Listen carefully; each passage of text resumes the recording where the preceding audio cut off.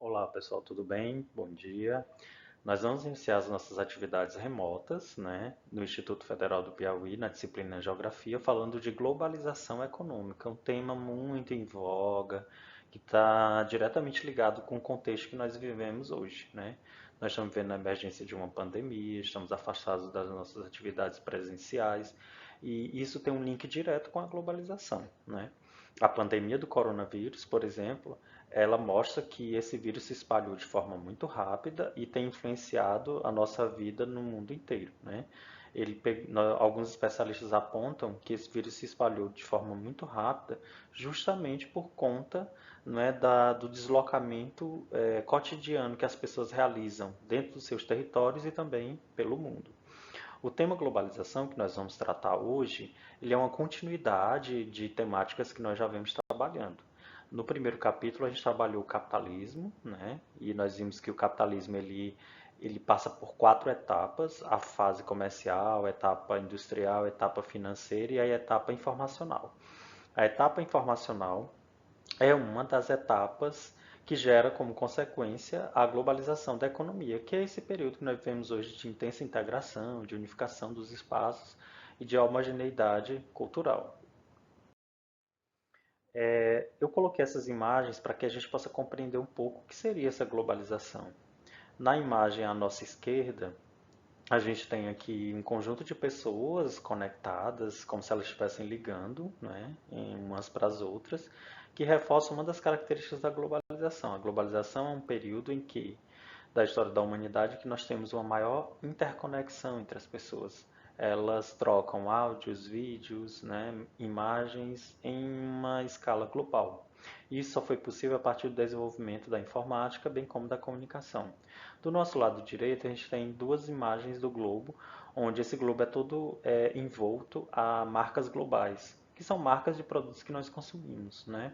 Mostrando que houve ao longo do tempo a mundialização da produção através da difusão das empresas multinacionais, que gerou por consequência a chamada mundialização do consumo. Então essas imagens que eu coloquei no slide agora sintetizam um pouco essas ideias iniciais do que seja a globalização. A globalização é um período de intensa interconexão, graças ao desenvolvimento da comunicação. Globalização ela é marcada pela difusão, né, de empresas, a disseminação de empresas que a gente chama de multinacionais e transnacionais pelo mundo inteiro, que acabaram influenciando no nosso modo de vida, né? Nós temos hoje um modo de vida consumista, né, que reforça o aspecto individual, não é, do indivíduo através do acesso a bens materiais, e está muito ligado a processos gerenciais e de difusão do que a gente chama de uma cultura de massa. A cultura de massa ela é reforçada pela padronização cultural e, ao mesmo tempo, pela difusão de uma produção mundializada.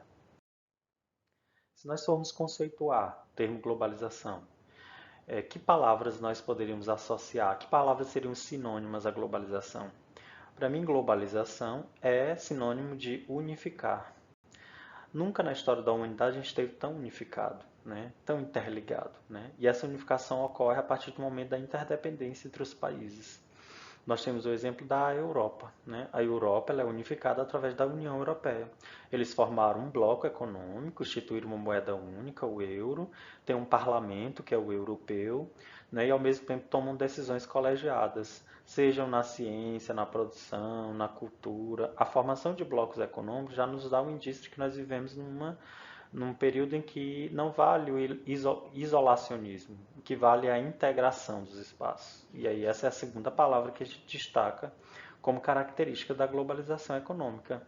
A globalização é marcada por uma integração, e essa integração tem a ver com uma interdependência dos espaços. Cada vez mais os espaços estão interligados, interdependentes.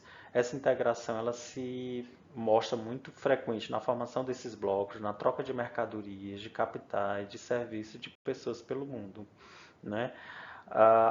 Uma das mostras que nós vivemos no mundo global é justamente a disseminação do vírus, do coronavírus, né? Ele surge lá na China, né, em dezembro, e rapidamente se espalha pelo mundo inteiro, né?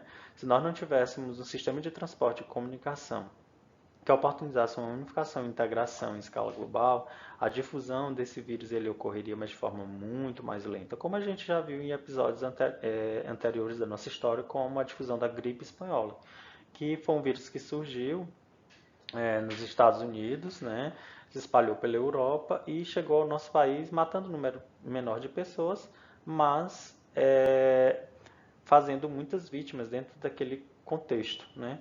Nós não tínhamos ali um período de globalização intensa como nós temos no período atual, né? Além de unificar, integrar, globalizar também é sinônimo de homogeneizar, né?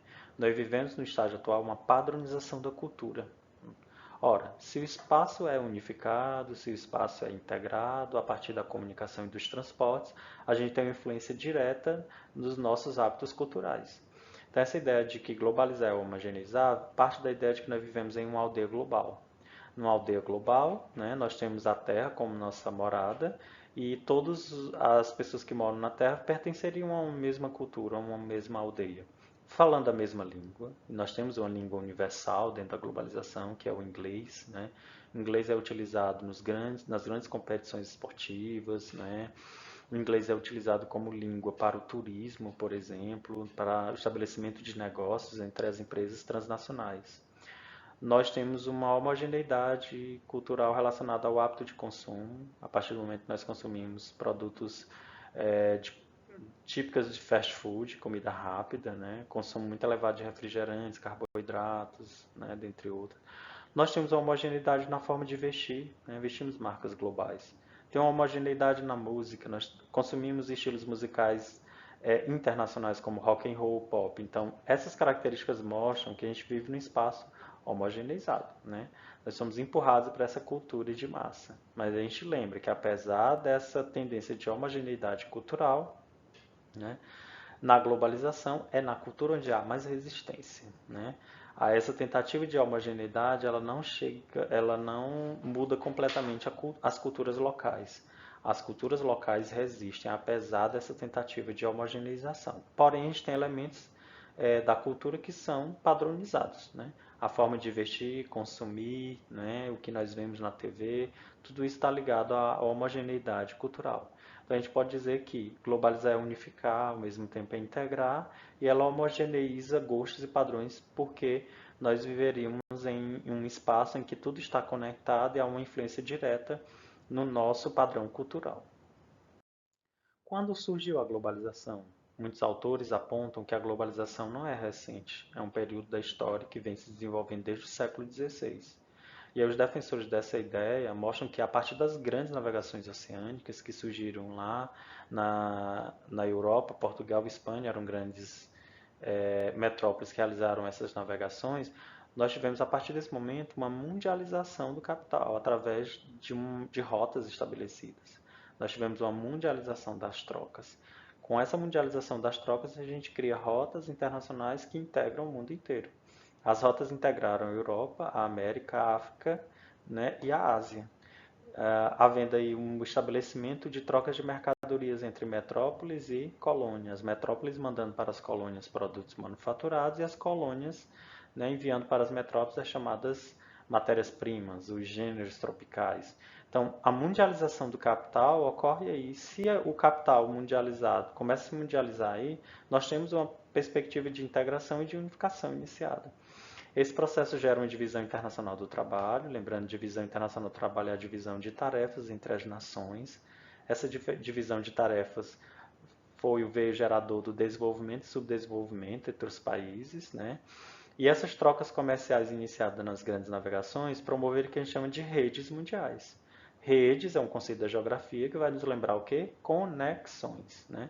A partir do estabelecimento das redes mundiais, nós temos um espaço conectado no mundo. Por isso que alguns autores defendem que o nascedor da globalização, né, como nós conhecemos hoje, o surgimento dessa integração no espaço geográfico mundial teve como início lá no século XVI essas grandes navegações oceânicas, onde as trocas se intensificaram e houve inclusive uma influência cultural. Nós vamos lembrar que a cultura europeia começou a ser difundida para o mundo inteiro. O modo de vida europeu, a visão eurocêntrica do mundo começa a se a se implementar, começa a se sobrepor às demais características culturais, criando também uma certa homogeneidade na forma de pensamento.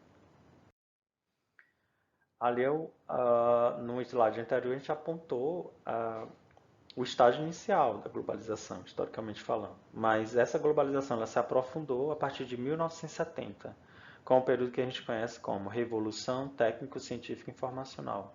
A Revolução Técnico-Científica Informacional ela é marcada, né, pelo advento da ciência, né, no surgimento de novas mercadorias. É marcada pela difusão da informação em escala planetária.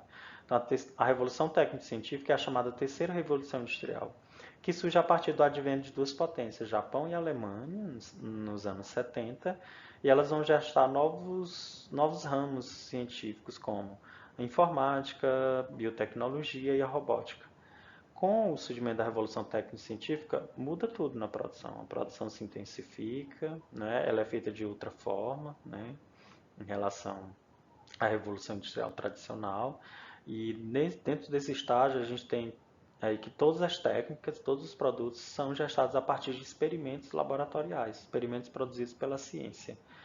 E a partir desses experimentos, desse conhecimento produzido pela ciência, é que nós vamos tendo uma transformação dos espaços.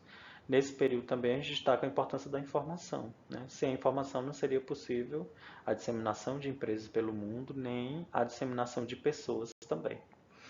Essa revolução técnico-científica que mudou, vai mudar o espaço, que vai gerar uma integração e uma unificação, criou, né, uma rede de fluxos, e essa rede de fluxos cria o que a gente chama de sistema mundo, um sistema interligado, onde há uma padronização de processos produtivos, do consumo, bem como da cultura.